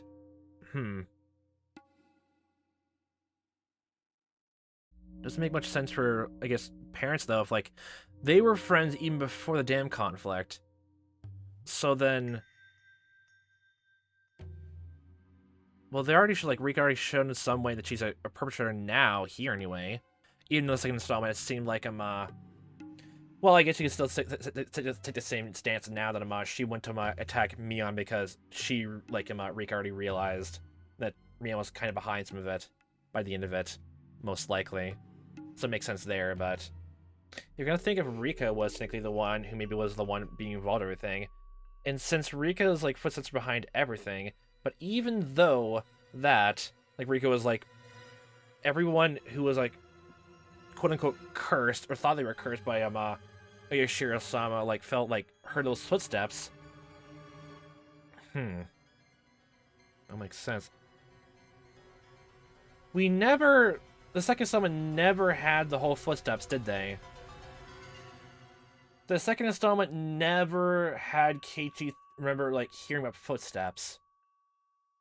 And by that point, Rika basically was on Keiichi's side, and at the same time, died and couldn't have that all happen again. The only question is then, since we don't really know, a lot could have happened that same day, the first installment, where Mion, like, had the syringe from Rika. Could, like, from the sound of it, either, where would they even get the syringe from there? From Rika?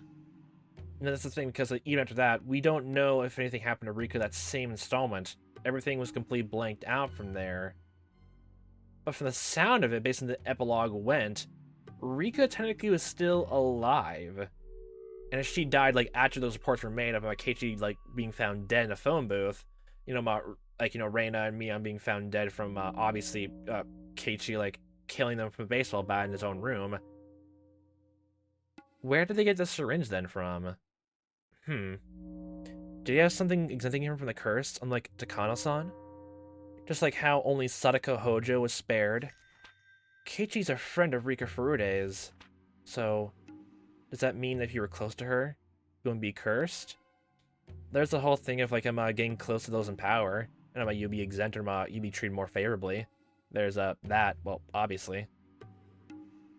Was she more important than the whole system combined? No, that's impossible. The hag is the top of the curse system. Rika couldn't have been higher up than her. Scribble, scribble. Are there multiple ways to determine the subject of the curse? Are there as many curse execution groups as there are subjects? And do they all work separately? Oh, it's a mess. None of my theories add up now. If I mess up my reasoning, I might make the wrong person target of my revenge. I don't understand who the enemy is, or how Satoshi-kun was made to disappear. How much did the hag know? That really was a huge loss thinking about it more. I have so many things I wanted to ask her straight out. I killed her by accident. Shit. In that respect, I've already failed my revenge then. The underside of Hinamizawa really does run too deep. Scribble, scribble. The whole page is blacked out with scribbles. And I'm assuming that's the very... No, is that actually not the last of the tips then? I don't think I got an achievement for that. Is there more tips into this? Or, oh boy. Like, that's a lot to think about.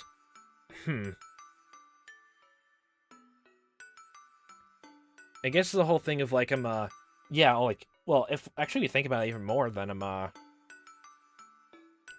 well, actually, then we'll put down if the whole thing of, like, if you're not close to Rika, like, everyone technically around you dies. Like, you know, it's a combination of if you're close to Rika, you're exempt, but if you're not, and you're you're an enemy of the village, you're being targeted then.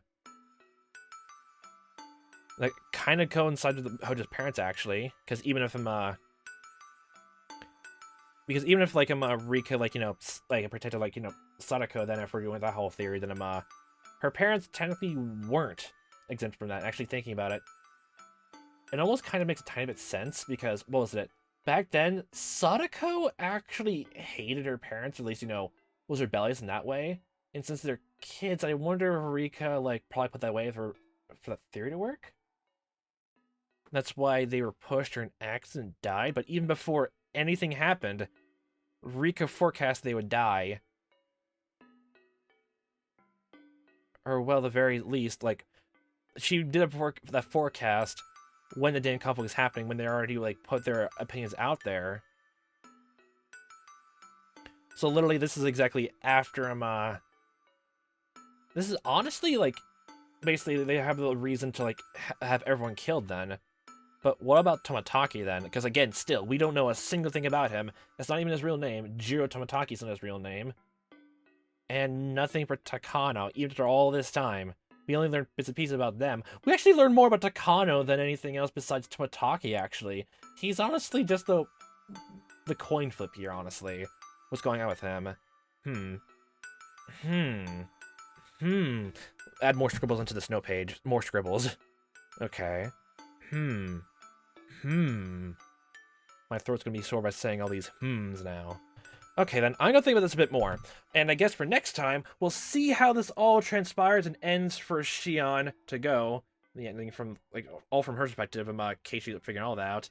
I can't quite remember what happened that, like, I guess the school day afterwards. Of, like, when Rika was, like, discovered to be missing after, Keiichi's hunch. I can't remember what happened there. I'm debating whether I should just, like, go through this blind, like, completely forget what happened in between the day, and then go to the phone call. Then the night, and, like, the ending, like, transpires, like, I figure out, like, I already know what happens there, read the whole entire thing, or just rewatch it. No. Actually, I'm gonna continue straight from here, stopping the episode right here, and continue on for the finale, honestly. I'm gonna go the whole day blind, and actually make me, like, remember things immediately. Because even though when I went back through chapter 2, even though I wrote down so many notes, I had this big, like, giant train of thought going through, but there's some bits I obviously realized I completely forgotten. And I went through again and again through the chapter to, like, write down these notes, like, to get back to my own head of what I thought of. And only the ones I mentioned at the very beginning of, like, went down a giant list of different things for, I guess, what the things I could remember then. Yeah, that makes sense. Okay, then. Alright, then. I don't know what happened in the daytime from, I guess the last time, I guess, you know, after she went missing, but I'll find out as we go along through, and we'll conclude the installment of Miyakashi for next time. So, hope a fun time watching as I am playing this. Hope to see you next time, what time that may be, and I all hope you fantastic day.